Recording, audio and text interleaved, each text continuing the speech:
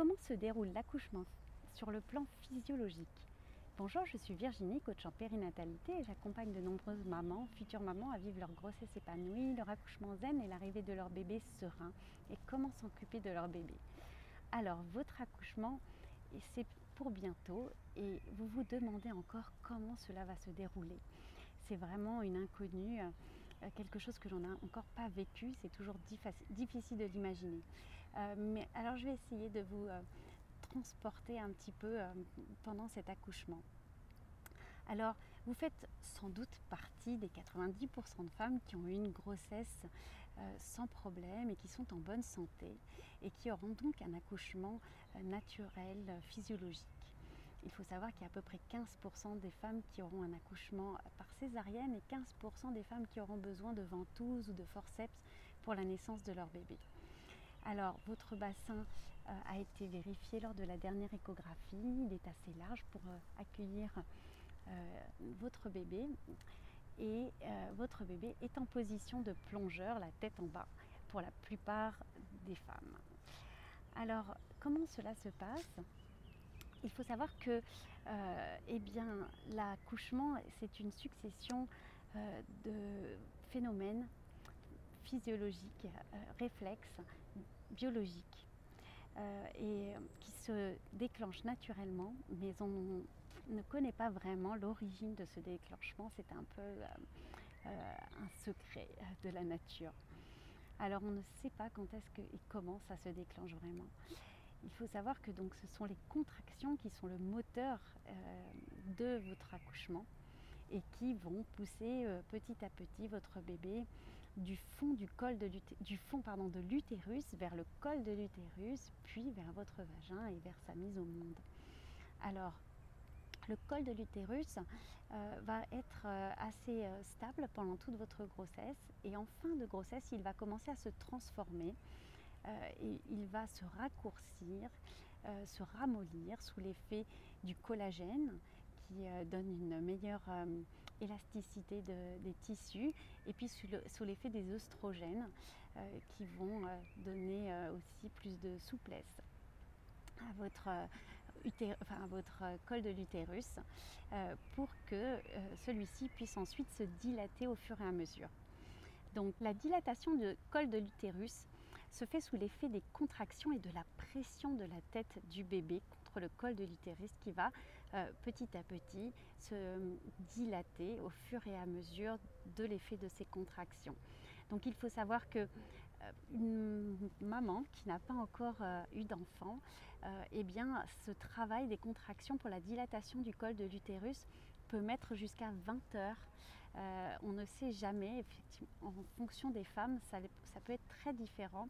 Une autre maman peut mettre juste 6 heures. Il faut savoir qu'en tout cas, dès que c'est un deuxième enfant, là ça va beaucoup plus vite et ça peut effectivement mettre aux alentours de 6 heures. Les 6 premiers centimètres de la dilatation du col de l'utérus vont se faire toutes les heures et puis ensuite c'est à peu près 2 cm par heure pour aller de 6 cm au 10 cm de la dilatation du col de l'utérus.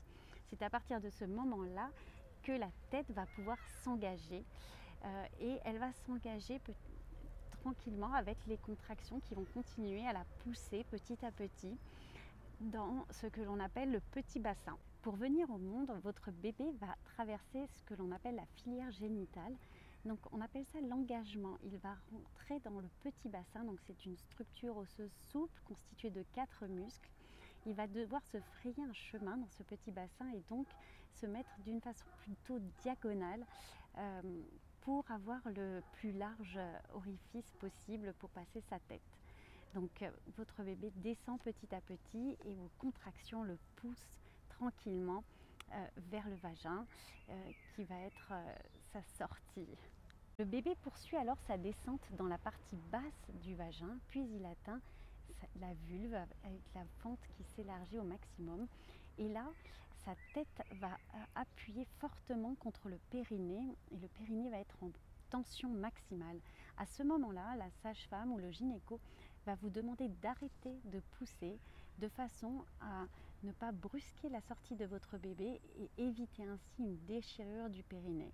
Donc ça, c'est vraiment la phase finale et on peut vous proposer, vous pouvez demander à ce qu'un miroir vous soit mis en face de la tête de votre bébé, de façon à ce que vous voyez eh bien, votre bébé sortir et que vous puissiez même aller l'attraper.